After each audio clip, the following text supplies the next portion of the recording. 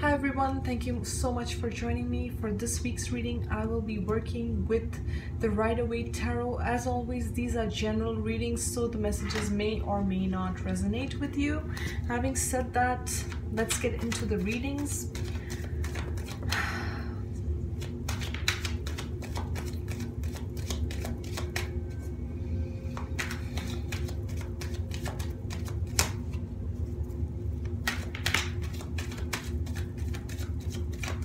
I'm hearing slow down as I'm shuffling, but I think this message is for me as well, because you know I don't like it when my life gets too fast-paced, or when I have to do different things, or when I have to be in several places at one time.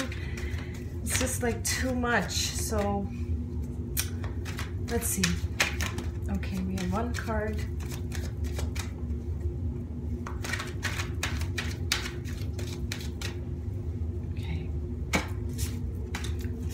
Have two cards already, and I just want to pick up one more card as the fourth card. Okay, all right. Okay, so I'm gonna show you guys the cards. We start with the Seven of Cups, the Queen of Swords, the Four of Wands, and the World card.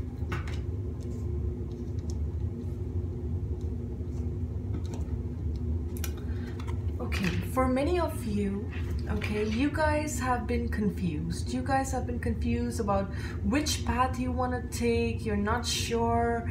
Some of you are even confused as to what's real and what's fantasy, okay? It's like, is this real, or am I making it up? Or, you know, where am I going with this?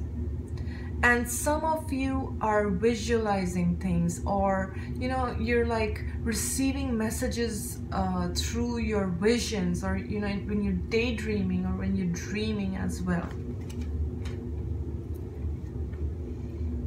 Now, sometimes when I look at this card, this is also a card of, you know, illusions, or someone trying to confuse you. So for a few who are watching, this message also applies that in the past, maybe there was someone who wanted to kind of keep you stuck in illusions, okay? Someone was trying to play games. This could be mind games. That's very much possible. Someone was playing mind games, or fooling you, or trying to pull the wool over your eyes with the Seven of Cups. Okay, so take it however it resonates with you. And for some, I'm also feeling like you were stuck in nonsensical things. You were stuck in things that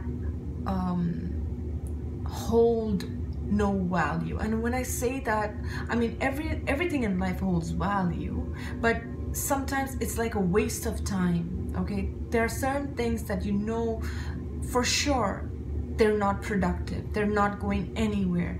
And it's almost like, you know, for example, like when we play video games, and there are some people who play video games their entire day, and that's a complete waste of time, right? So that's just an example, but what I'm trying to say is unproductive options, unproductive things that don't lead you anywhere. That's the kind of feeling I'm getting with this card. So in the past, either there were people who tried to put you in those illusions, or you were trying to fool yourself and not taking things seriously, or you were entertaining different options that were just options, right? And they were not even worth your time. Now, right next to it, we have the Queen of Swords, okay? And I feel this is your current energy. This is your current energy. The Queen of Swords is very logical. She sees the truth for what it is. She does not take any BS. She communicates clearly, and she sees clearly. She communicates clearly. Like, it's almost like take it as it is kind of energy. So you can't really pull the wool over her eyes. because she'll call out on all the shenanigans, and she will see right through a person or situation.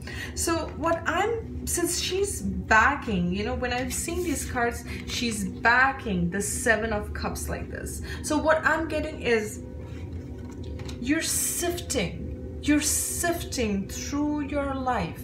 You're sifting and you're watching. You see, she's sitting in the clouds. It's like you're watching your life from a higher perspective. Okay, you're watching it from like a high view, and you're looking at every option in your life. You're looking at your relationships, you're looking at your money factor, you're looking at stability, you're looking at all these different cups, all these different areas of your life, and you're looking at it from a very logical standpoint. Like, is this making sense? Is this right for me? Is this serving me? Is this for my highest good? And she has her sword up, so she's not afraid to cut any of these options which are not for her highest and best out of her life. So she'll simply not entertain those options with her back facing towards the Seven of Cups. It's like you will not entertain those options